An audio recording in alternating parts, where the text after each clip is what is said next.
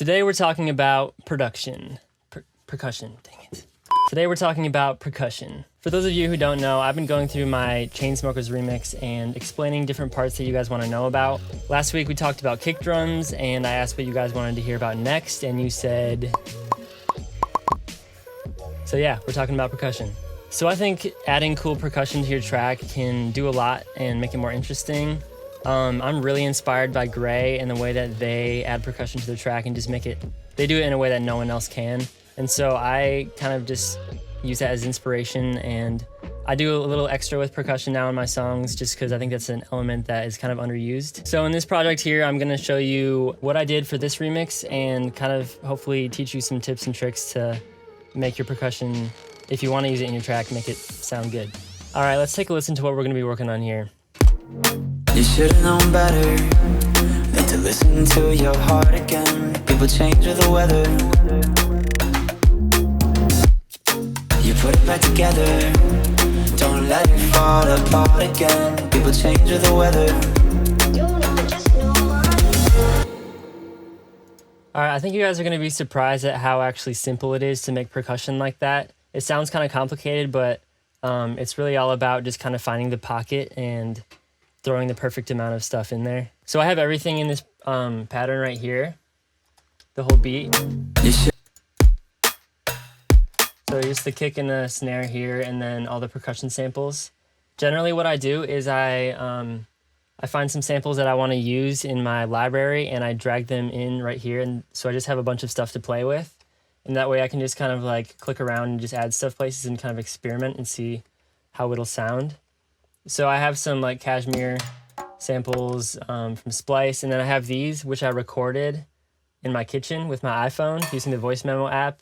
I just like recorded them and then sent it to myself with an email and then just kind of put them in my library.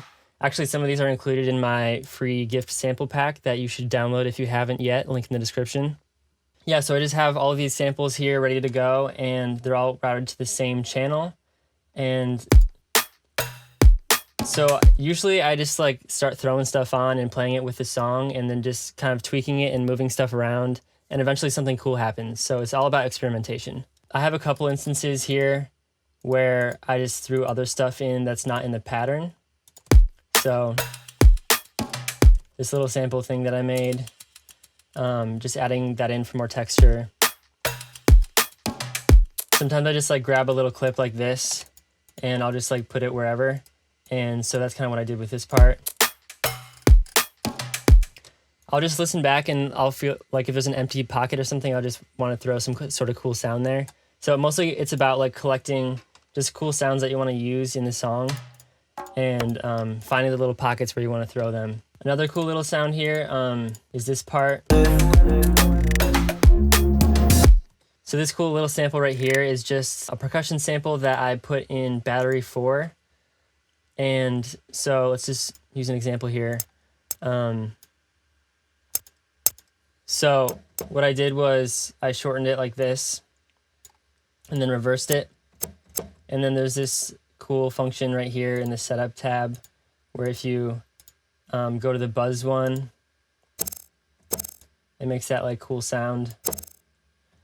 And then what I did was I recorded that in Edison like so, reversed it, and so that's essentially what this sound is. And then right here I have like another cool sample that I made once, another sample. So there's no right or wrong way to do it, but it's just about finding creative and cool ways to add more dimension and, well, not dimension, like more flavor to your track. Then just a couple of other things I added, the second part. You put it back together. Just a cool little shaker loop. So one more small thing I did is these are all routed to the same channel. And just for mixing wise, I added some plugins just to make it sound better. Vitamin Stereo adding a little bit more high end. It's kind of like a exciter. A little bit of a dip here at 230 hertz. Transient processor bringing up more of the attack and less of the release. And then OTT. So without that, it sounds like this. It's not a huge difference, but it's enough to make this just sound better. So yeah, that's all it really is, guys. It's not the craziest thing as you might have expected. I would say my best advice is start dragging stuff into your patterns and maybe record your own samples. I think it's kind of fun to do. Makes it more personal. And yeah, just experiment. You're gonna come up with some cool stuff. I think what I'm gonna do for the next video is cover the plucks, because that's another one that you guys requested a lot. Go ahead and keep commenting different parts of the song you want to hear about. Don't forget to check it out on Chill Nation. That'll be in the description as well. Grab my free sample pack for 200,000 subscribers. Thank you, by the way. Also, cool side note, I just got my Spotify end of the year thing come in, which is dope. Thank you everyone who has listened to me on Spotify. I really appreciate it. I'm an independent artist and I haven't really been majorly playlisted yet, but the amount of streams that I've gotten so far is amazing. So thank you for listening to my music.